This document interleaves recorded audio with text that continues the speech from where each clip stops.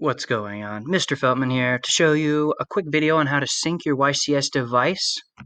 When you sync your device, it'll save all of your passwords for you and save you so much time throughout the school year. So, if you have a YCS device, this is for you. If you're using a personal device, at the end of this video, I will show you the quick tutorial how to make sure that that device is synced to the YCS portal and saving all of your information as well. So to start, if you're using a YCS device, your Chromebook should open up the YCS Portal or Rapid.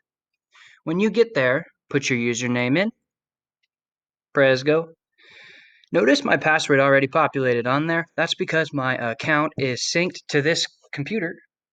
So that is the first hint, the first time you get to see the syncing in action and save you some time. So let's press go.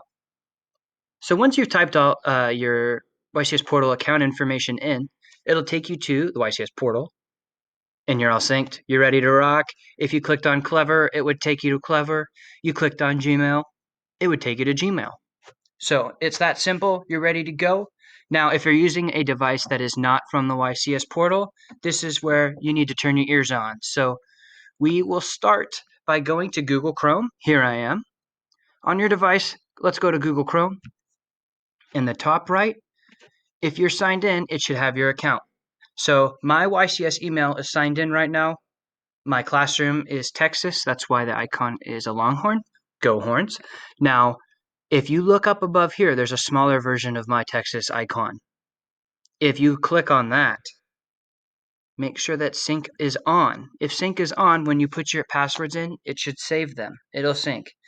If sync is not on, turn it on. Let's go. Once you've turned it on, you should be ready to rock. It might ask you one time to put your account information in, and then it should save it. Thanks for watching, and I hope this was a lot of help.